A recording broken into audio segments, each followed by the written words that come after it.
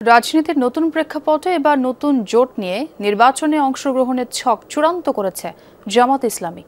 সমমনা ইসলামী দলগুলো নিয়ে জোট গঠনের প্রাথমিক কাজ এরই মধ্যে অনেকটা এগিয়েছে। জাতীয় নাগরিক পার্টি এনসিপির সাথেও জামাতের কৌশলগত নির্বাচনী জোট হতে যাচ্ছে বলে ইঙ্গিত দিয়েছেন দলটির শীর্ষ নেতারা। দুই নায়েবে আমির বলছেন ৩০০ আসনে প্রাথমিকভাবে প্রার্থী ঘোষণা করা হলেও জোট করেই নির্বাচনে যাবে জামাত। শামীম রেজার রিপোর্ট। ওয়ালটন বিএলডিসি ফ্যান খরচ বাঁচে 65% পর্যন্ত।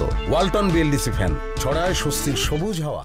ফেব্রুয়ারি মাসে জাতীয় নির্বাচন অনুষ্ঠানের আয়োজন। নির্বাচনের পথে জাতীয় রাজনীতির ট্রেন্ড। প্রধান উপদেষ্টার ঘোষণা অনুযায়ী ফেব্রুয়ারিতে হতে যাচ্ছে বহু কাঙ্ক্ষিত নির্বাচন। এ অবস্থায় সংসদে সংখ্যানুপাতিক প্রতিনিধিত্ব বা পিআর পদ্ধতির দাবিতে আন্দোলনের কথা বললেও নির্বাচনী প্রস্তুতিতে পিছিয়ে নেই জামাতে ইসলামী। দুর্নীতিমুক্ত বাংলাদেশ ইনশাআল্লাহ সবাইকে নিয়ে আমরা গড়ব। দলটির শীর্ষ নেতারা বলছেন জাতীয় নির্বাচনে ৩০০ আসনে এককভাবে প্রার্থী দেওয়ার সক্ষমতা আছে জামাতের। এরই মধ্যে সেই ঘোষণা দিয়ে কাজও শুরু হয়েছে। আমরাই প্রথম জাতীয় সংসদের আসনগুলা ঘোষণা করেছি। খুব সম্ভব প্রায় ৩০০টা সিটেই আমরা এটা করেছি এবং আমাদের নমিনেশন যারা পাবে, যাদেরকে আমরা সিলেক্ট করেছি প্রাইমারিলি, তারা কাজ চালিয়ে যাচ্ছে। আমরা মনে করি এই সরকারের দায়িত্ব হচ্ছে মানুষের ভিতরে এটা এই আস্থা ফিরিয়ে আনা এবং সেরকম পদক্ষেপ গ্রহণ করা।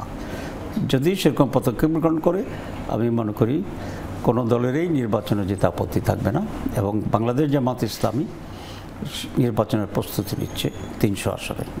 তবে ভোটের রাজনীতির সমীকরণে প্রথমবারের মতো ইসলামী দলগুলোকে নিয়ে জোট করতে চায় জামাত। এক্ষেত্রে ইসলামী আন্দোলন, খেলাফত মজলিস সহ কয়েকটি ইসলামী দলের সাথে জোটের প্রক্রিয়া অনেকটা এগিয়ে রেখেছে দলটি। একদিকে ইসলামিক দল, অন্যদিকে যারা এই সুবিচার কায়েমের জন্য আন্দোলন করছে রাইটিস্ট, তারাও এদের সাথে আমরা সমঝোতা করতে, প্রয়োজন হলে ঐক্য যদি হয়, ইসলামের বাক্স যাতে একটা হয়, এই টার্গেটে আমরা সকলেই কাজ করছি। মানুষ দেখতে চায় যে এবারের নির্বাচনটা একটি ভিন্নধর্মী নির্বাচন হবে, যেখানে সকলে ভোট দিতে পারবে, লেভেল প্লেইং ফিল্ড থাকবে। গণ অভ্যুত্থানের নেতৃত্ব দেয়া ছাত্রদের দল এনসিপির সাথেও জোট নিয়ে আলোচনা চলছে জামাতের। এরই মধ্যে অর্ধেক কাজ এগিয়েছে বলেও জানিয়েছেন দলটির শীর্ষ নেতারা। মোর দ্যান 50% আমরা এগিয়ে আছি ইনশাআল্লাহ। এখন আল্লাহ ভালো জানেন কতটুকু আমরা কামিয়াব হতে পারবো।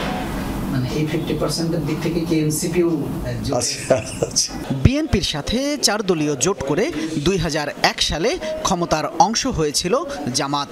2008 সালের নির্বাচনী জোটেও ছিল বিএনপির শরিক। তবে নতুন রাজনৈতিক পরিস্থিতিতে জামাত এবার নির্বাচনে নিজেদের রাজনৈতিক সক্ষমতার প্রমাণ দিতে চায়। বিএনপির সাথে নির্বাচনী কোনো সমঝোতা জামাতের হতে পারে কিনা এখন পর্যন্ত মানে আমাদের সেরকম পরিবেশও হয়নি বা সেটা হচ্ছে না। শামীম রেজা, যমুনা নিউজ, ঢাকা।